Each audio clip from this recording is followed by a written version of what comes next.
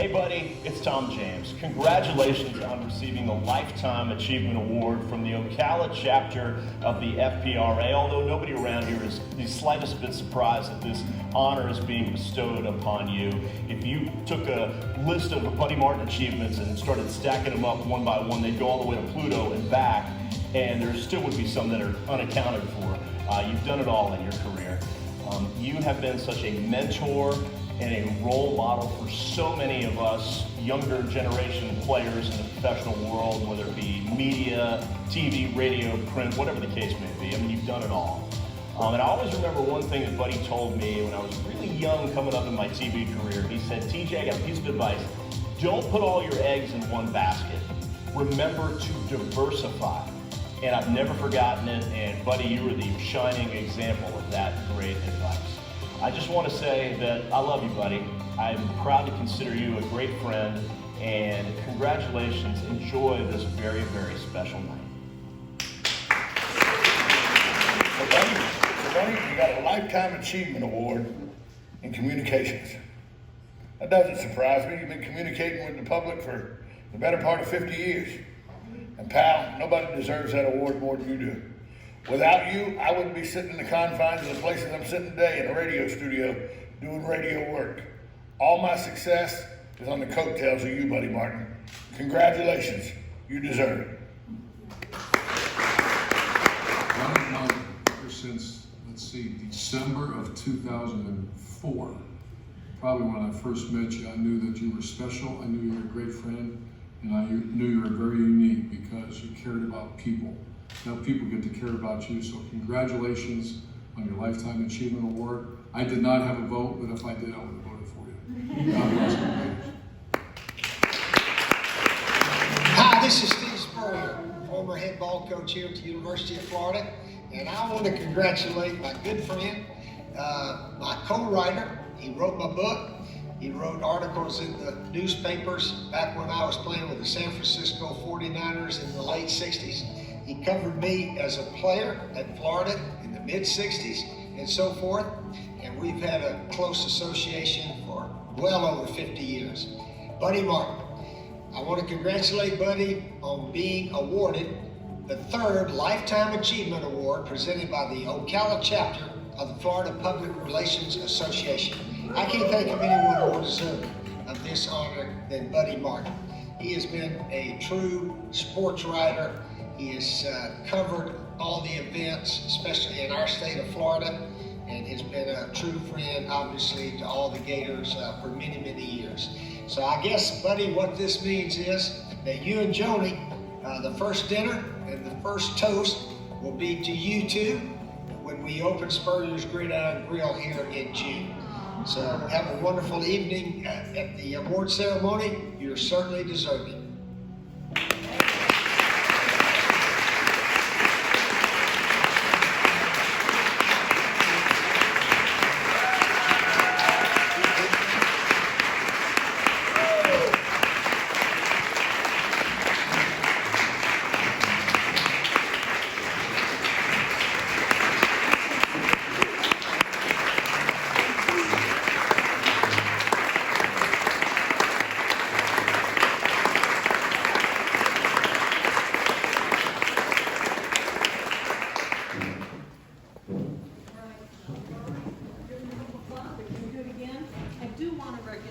Buddy's son, Brendan Martin, who was stellar in getting Steve Spurrier and Urban Meyer's videos for us tonight. Thank you so much. I think that was wonderful. Just love it. I just hacked his phone. It's all good. Let's roll next. I did make a tactical error in not bringing my phone up here so I could take pictures. Would have been so great. Anyway, please join me in welcoming to the stage and recognizing Buddy Martin for his lifetime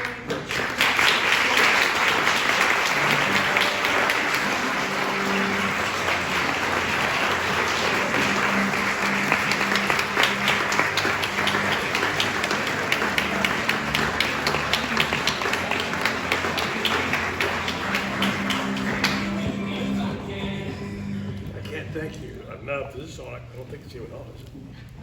You need it. I just want to say thank you to everybody tonight, especially Laura, who worked together 10 years ago, who did all the research on my dad and came up with the information about Wilson F. Martin. I am Wilson F. Martin II. Brenda was going to be Wilson F. Martin III, but his mother said, "Nah, I'm not naming it that." So he named it Brenda, the name he can actually use. Thank you, Mom. Good one, Mom. So, yeah, it speaks so much to me that you're doing a dangerous thing, give me a microphone tonight. Because everybody's tired, wants to go home, and the last thing you want to hear about are family stories, what have you. But I got to say two things if I can, please. Aside, congratulations to all you winners tonight. And Allison, you like you won the Triple Crown wherever you are. Allison does great stuff. All you folks be congratulated. My dad would be thrilled tonight if he was here. And to see his son's name up there nominated, Bill Martin, my younger brother as well. I want to brag for a second about my family, and I want to tell you about a dream.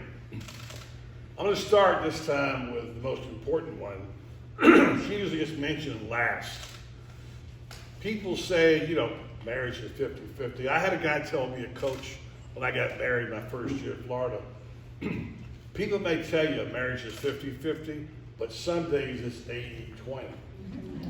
And for my wife, of almost 60 years, will be this in August, it's been pretty much 20-80 for her the whole way. Johnny, I want you to stand up. I love you. Thank you very much.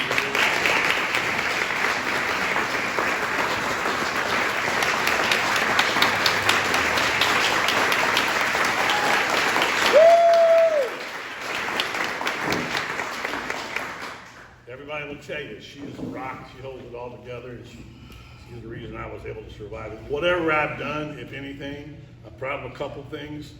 She deserves at least 80% of credit for that. So thank you, Joni. And also tonight, as we talk about this award, my dad, Wilson F. Martin, it just so happens my daughter, and they're all, by the way, journalists, all of them there. One way or the other. Brendan's is with his camera. My two daughters are writers and journalists. They don't practice it now. It's in the blood, and it started with my grandfather, who I never knew.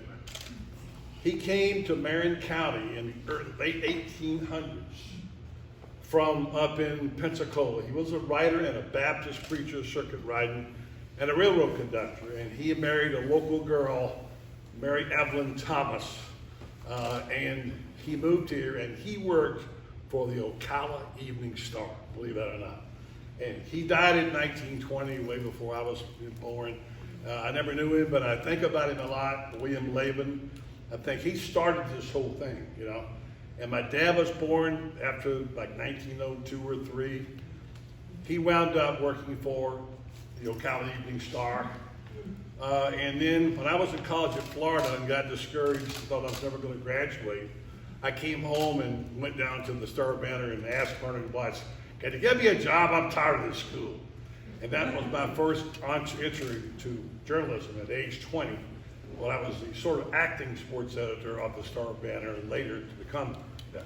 Why is that important? Well, because what happened after that, this is the message I want to send forth to young people, like my granddaughter sitting over there. I want you to know this. Stella. Stand up, Stella. This is a beautiful little girl.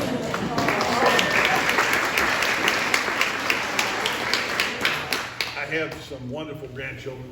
My family is the most powerful thing I have in my life. But it's important to know this. Tell your children and your grandchildren. I believe in that you grow where you stand. You grow where you're planted. You start there, and I've told Tom James this and many others. You can make it from here. Dream. Go ahead and dream. I had a dream as a 19, 20-year-old that one day I might be able to be a sports editor in New York City.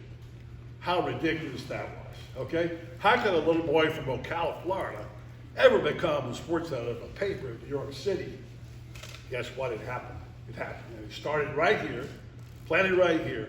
And I go to one particular year in the 60s. 62, 63. Joe, you don't even know this, you've been around for a long time.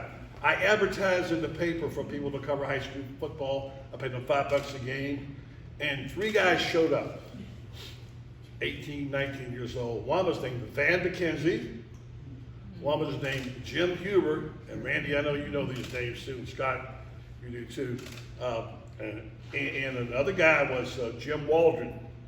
Later, a guy named Jim Huber joins us. All that talent at the Ocala Star Banner. McKenzie went on to work with me at Free Papers, became a famous sports editor. He won the highest award in sports writing, the Red Smith Award. He passed away about 8 or 9 years ago. He started right there. I remember the night he drove his car to Jasper. It cost him more money in gas than he got for paying for this right to the story. But anyway, so then Jay McKenzie, his brother, became the editor of the paper, remember? Yeah. And so then Jim Huber went on to work at several papers and went to CNN. And finally, he started on TBS and he covered golf, and he was a well-known sports commentary. And the guy, he died 7, 8 years ago. But anyway, and then Jim Waldron bought the paper, The Voice of South Marion. All that talent at the Ocala Star Banner, working for $10 a week, started right there. So please, please, believe in your young people, give them a chance to show what they can do, and let them know that it can be done, and you can start it right here in Ocala, Florida. That's the message I want to go forward. So thank you again so much for tonight. Thank you for this honor and honoring my family. I want to mention my family over there, Scott and Dawn Lovell, are here tonight, and they're 2 of my precious relatives and loved ones.